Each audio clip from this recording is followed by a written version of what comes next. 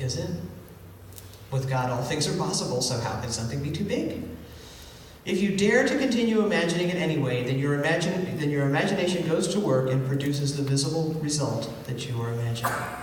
She says, whatever the mind is taught to expect, that it will build, it will produce, it will bring forth. So how many of you of your life have gone through life saying those negative things, like, life is so unfair, I never get what I want, things never turn out the way I hope, people are so difficult. Think of the things we've created with those kinds of statements. What kinds of conditions and events and people would your image include? How would it feel to you to have that vision manifest? What she's teaching us is that it isn't enough to vaguely declare something like, oh, I'd really like to be happy. Okay, that's a fine desire. I would dare say that happy looks different to every single person in this room. Everybody in this room has their own idea of happy, of what makes them happy. So you can't just be all vague about it, okay? What does happy feel like in your heart? What does it feel like? When you breathe in and you're happy, and you breathe out and you're happy, what does it feel like? She also says, in her book, she says that she's worked with hundreds and hundreds of people, and she said the great majority were crystal clear about what they did not want. Crystal clear. Don't want this, don't want that. But really kind of vague on the what do you want. So which do you suppose would produce what our heart desires as reality? The thing we're absolutely sure about. Positive images are what guide our thinking and our creation. Neville Goddard, you may have read Neville Goddard, calls it projecting images onto the theater screen of the mind. Little movie screen up here. What movie are you showing today? Which is the one that you're playing? Is it going to be a tragedy or a comedy? Is it going to be uplifting, like watching the Olympics, which I've just been enjoying immensely for the last several days? By the way, the unity of these athletes just makes me feel so good to watch the different nations, different people hugging each other, helping each other, congratulating each other.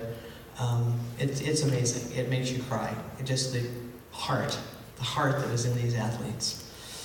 So if we are inconsistent, and I imagine we're sometimes inconsistent, would our results be inconsistent? Probably, up and down, some good, some not so good, some joyful, some not. And perhaps we begin to question our faith in universal law. Why? Because we're so sure we've been saying only good things. I had a friend who carried a recorder around for 2 days. This is years ago. To find out what it is she really did say. She was surprised. She was surprised because she didn't remember the negative things and the just offhand things she had said. And she's like, wow, that's like 50% when you come right down to it. So when she was thinking spiritually, she was speaking spiritually. And when she kind of went off the deep end over here, she found out she was saying a lot of things that she frankly did not want to have come true. Because we think we've been conscious. Have we been? Ponder points also in her book, and people question why she would quote this book. Some of you have heard of it. It's Sun Tzu, The Art of War.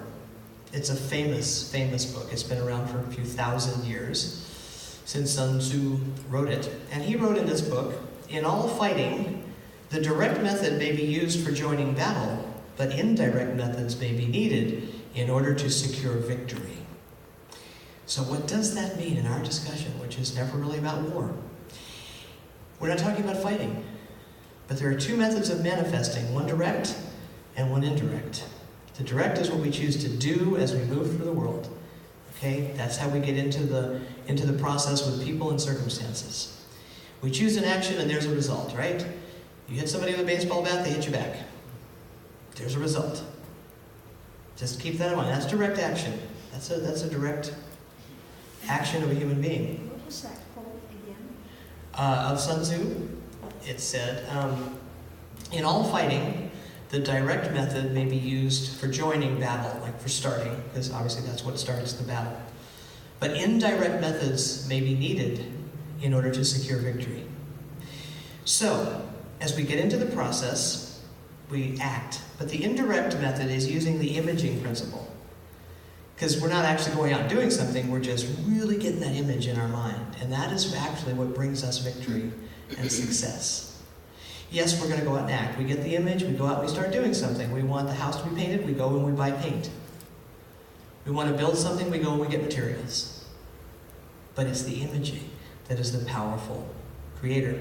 He said indirect methods are what is needed to secure victory. Okay? The indirect method initiates change from within us, going back to our house building metaphor. You walk outside and get your table saw going and start sawing up 2x4s, start hammering nails. The house is not going to get built unless you had a plan and a dream and an image. Okay? So let's look at a different kind of example. Relationships. Aren't relationships fun? No. Sometimes they are, and sometimes they're not. And that's okay. We all have those in various forms. Let's say your partner, your friend, your family member is just not acting right. They're just wrong. According to you, they're wrong. So you tell them, you're not acting right. And we think that because we've declared this wonderful viewpoint, they're going to change. They're going to go, oh, I'm sorry, I was acting wrong? Let me change. How likely is that? Really small likelihood. As a matter of fact, I have known people to dig their heels in as soon as you tell them they are wrong. They will have to prove to you they're not wrong. They'll have to prove to you that they're right. And so they'll get stubborn, and they'll get defensive, and perhaps a little crabby. Right? How about if instead of this bold announcement that they're just wrong, we quietly imagine within ourselves what we would like our interactions with that person to be and to feel like, to look like and feel like. This would be the indirect method. And believe me, it's going to work much better than the direct method. By the way, when you do this, it does not necessarily mean that person will stay in your life, which is one of the things people have difficulty with, because they want everything to stay the same and change. Change and stay the same. Your vibration and this other person's may prove to be completely incompatible, and they may just vibrate right out of your life. But you've been envisioning your happiness and your joy. So, when you quietly, and I mean quietly, imagine a relationship that is ideal for you, how you would like it to be, how you would like communication to be, how you would like the person's treatment of you to be. That's the indirect, soft, quiet, but oh so powerful method of change. Okay? So we have to image our good, and it does have to be a quiet part of us, and Reverend Ponder writes it thusly: we must quietly image our good. Instead of fighting with poverty, fighting with failure, fighting with financial lack, which only multiplies those problems because all of our attention is on it, she says, use the indirect method, quietly, deliberately, and persistently seeing your good. That means you don't have to talk to everyone. Isn't it fun when we go out and we tell people our dreams and they say, that's not going to happen. What are you, nuts? You're too old. You're too this, you're too that. That ain't going to happen. Well, this is where I believe there's a theory comes into this. It's called hush your mouth. Hush your mouth. Those of you from the South will appreciate that. And that means shut up about it. Don't have to go out and tell everybody that you have a dream to do thus and so they can then give you their wonderful feedback. Hush your mouth. You don't need skepticism and you don't need discouragement. And people will do that. Why? Because they love to have an opinion. And they love to tell you why you can't do something, because you're just not smart enough, and you're not young enough, and you're not educated enough. There are people who have gone back to school at the age of 70 and said, I want to get my college degree. And I'm sure they had family who said, oh no, you can't do that, you're not smart enough anymore. And they did it. Okay? I recently heard some good advice about that. The idea of imaging or visualizing. and keeping them safe and sound on our inner projection screen. It was a teacher that Sandra was listening to, and I stopped to listen because I could hear it playing, and he was rejecting the idea of visualization. And of course, I was indignant. I was like, what do you mean? What the hell is he saying? That can't be right. Well, he wasn't rejecting visualization. He was saying, see a picture. When you have this picture, see yourself in the picture. Don't be looking at yourself like in the third person out here. Oh, there's so-and-so driving the new car, and there's so-and-so living. What does it feel like to you to be behind the wheel of the car? Feel the leather-wrapped steering wheel in your hand. What does it feel like to have your new home that you love and open up the windows in the morning and the sun comes in? What does that feel like? What does it smell like? What does it do to you? That's the way you visualize something. As I said, instead of seeing yourself in a new car, or see yourself standing beside a car out there in a photograph, hear the engine when you start it. Turn the key or press the button, as the case may be. Feel the steering wheel in your hands. As I said, what about a house? Open the blinds as you arise in your new house and have the light come flooding in. Relax at the breakfast table, reading the paper. So how would this work for goals and desires that aren't about material things? Because people talk about material things, we know we can manifest a parking space, but there's more to life. How about being at peace? How about that? Close your eyes, and just close your eyes for a moment. What does peace feel like? What does it sound like? What does it smell like? What are the aromas of a peaceful day? Is it something in a forest where you can smell the green? Where you can feel grass under your bare feet? Maybe hear birds singing. Whatever peace is to you, visualize that. Okay? All right, you can open your eyes now. Just remember to go back and visit the peace thing later, okay? It is also more helpful than gazing, hopefully, at a treasure map. And I have nothing against treasure maps. People make those where they put pictures of things that they would like to manifest. But are you putting you in the picture? Or are you just putting up pictures of things? Are you putting you in the picture? Your whole self has to be involved. Physical, emotional, spiritual has to be involved in creating things. That's why you don't need to broadcast your visions to everybody around so that they can scoff at you. You don't need their input. It's your practice, your vision, your creation, your miracle, your life, your happiness, your peace. No one else gets to be in charge of that. Okay? So share with people you trust to align with your vision, just as you're aligning with God's yes. I was, speaking of the Olympics, I was watching women's bobsled. I watched the women's and the men's. Now, I found it scary. I did. I found it very scary. They go down this icy tunnel, and actually Sandra has been on a bobsled run in Germany. I think she took her kids on it, right? Went down in the bobsled. I'm just, So, they're going like 85 miles an hour, 87 miles an hour, I think was one of their top speeds. And only one of them tipped over, which I thought was, thank you, and they didn't get hurt.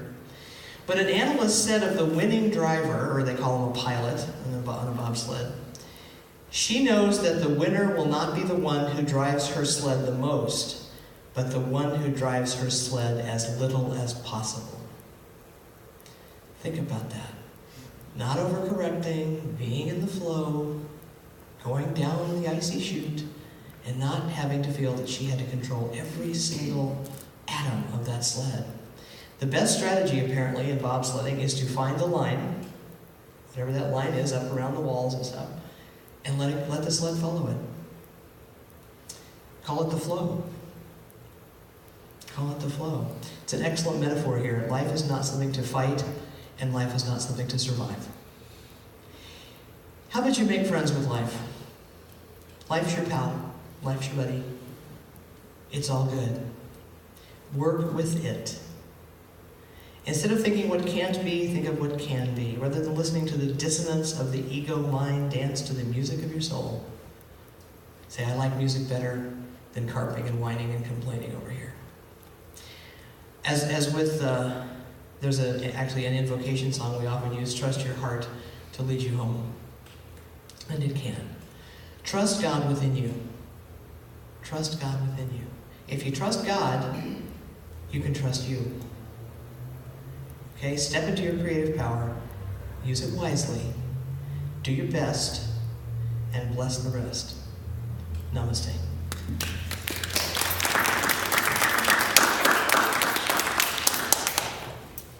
I've always liked that. Do your best and bless the rest. So, who would like to come and read the affirmation? Okay, Missy. Give you a double hit.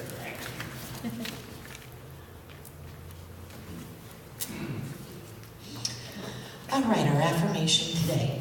With praise and thanksgiving, I set the riches of spirit before me this day to guide, protect, and prosper me. And every word is charged with prospering power. I rejoice in the bounty of God, constantly manifesting as my overflowing supply here and now. My good is everywhere, and so it is. Amen. Thank you. It is everywhere, but we do have to see it. We have to do that old eye-opening thing.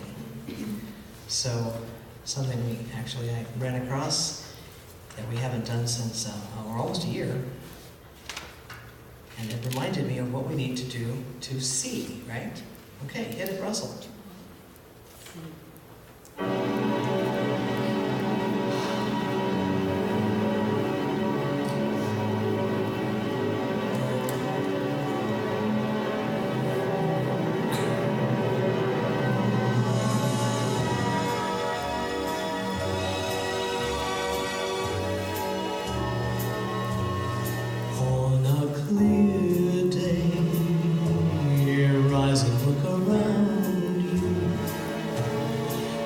You'll see who you are. On a clear day, how it will astound you that the glow of your being outshines every star you feel part of. Every mountain, sea and shore, you can hear from far and near, a world you've never heard before. And on a clear day, you can see forever and ever.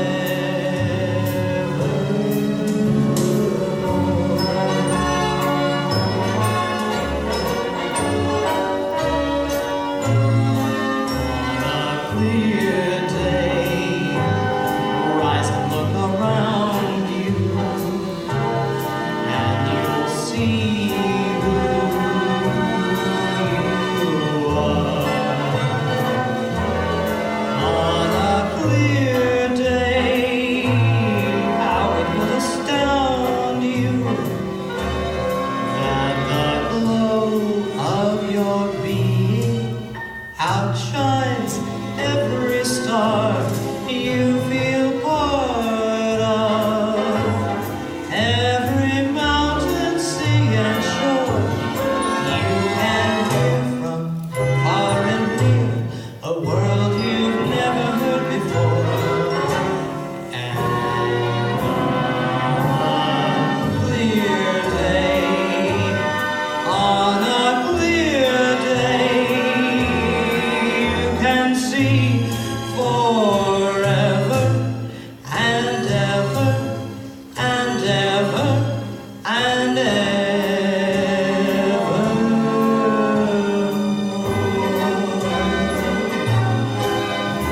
On a clear day.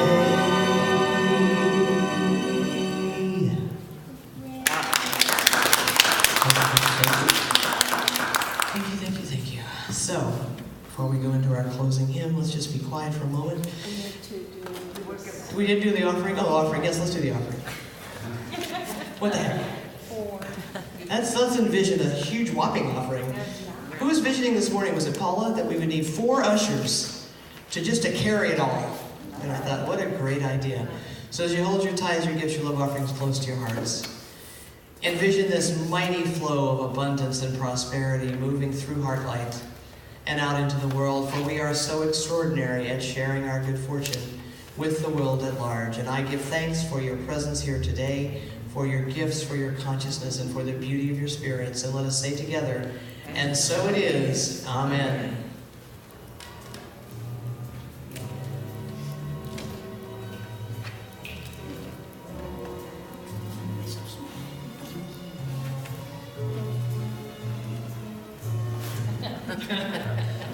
I know, there's like such a Fred Astaire moment in that song, isn't there? You just kind of want to see Fred and Ginger, dancing at that bridge. I love the bridge. It's so orchestral.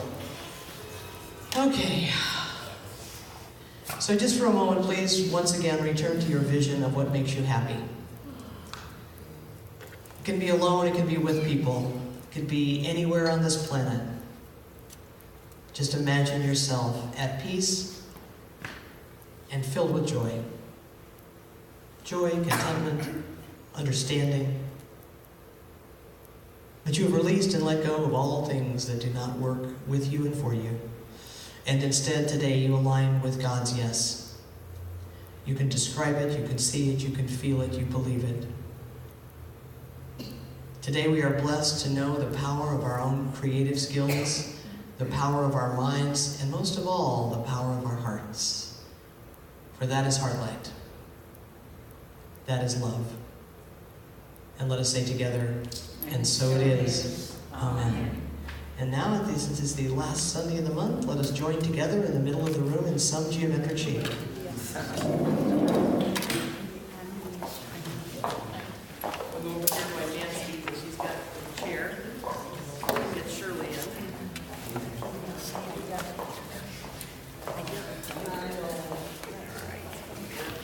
I'm so sorry.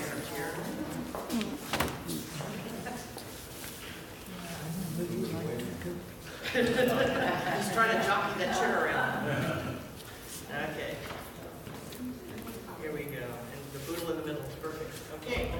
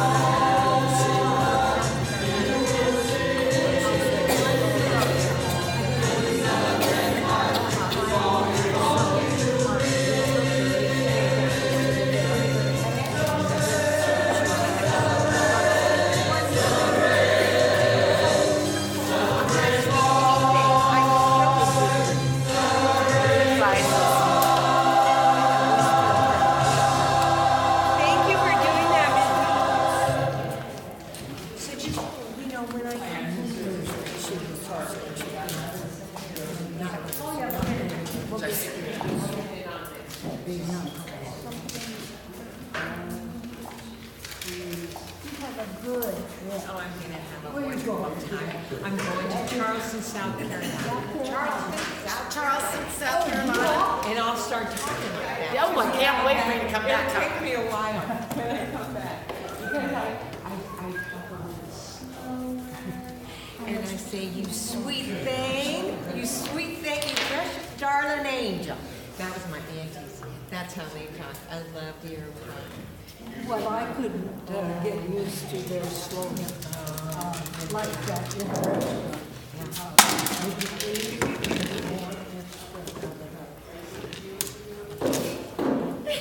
Never happened. I mean, Yeah, you're very slow. I have a cousin that lives in Williamsburg, so I go there first, Virginia. And then she's got a brother in Charleston. And so we're all going to go, all the families, all again and again. I know. are going to New York. What's that? What's she doing? How do you know she doesn't do it? Yeah, She's depressed. She doesn't. She hasn't spread out. we are now. You know how you have a couple of Orange. Is she in there? and those are always, Lynn is the one that always, there's always someone that knows, has the ability to put it together, and she's the one.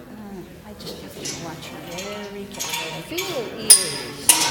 That's the only place on an animal that you can, a cat in particular, that you can go to. Now, you have to understand, they run like 100, 101 normal.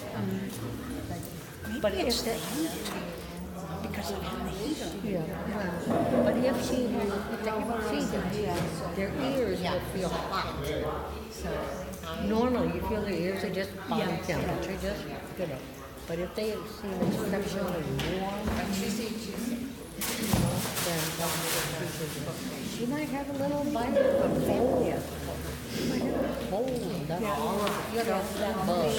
Yeah. So I wouldn't be, as long as, you know, she's drinking water, that's your main. Oh, yeah. From the sink. That From her doesn't, bowl, mind you. I know.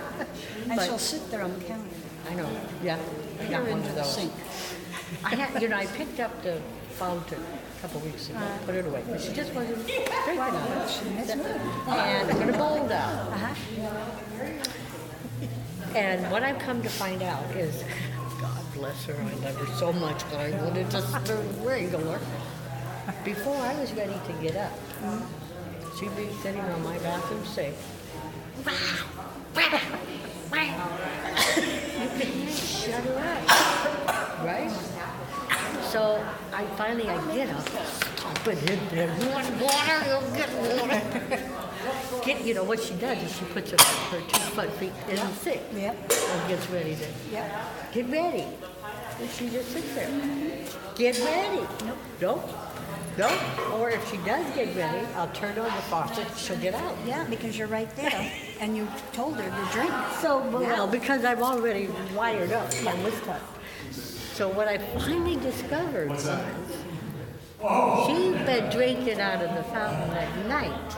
Oh, the one that you put away.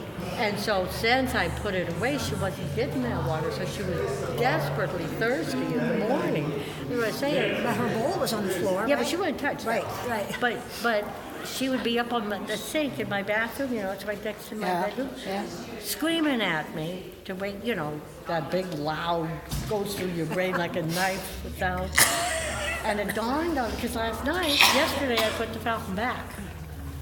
Right? She looked at it, but she wasn't up on the sink screaming at me this morning, so I thought that little devil. Boy, and she does scream at you. Oh, I heard her on the phone. Me too. And I heard Paula. Yeah. She let Paula know she just lit her up. Well, I can tell when Amber does. Well, I can too. She's tearing out of there and runs around the living room. I know, and I love to watch Paula go because I never after knew. she's finished.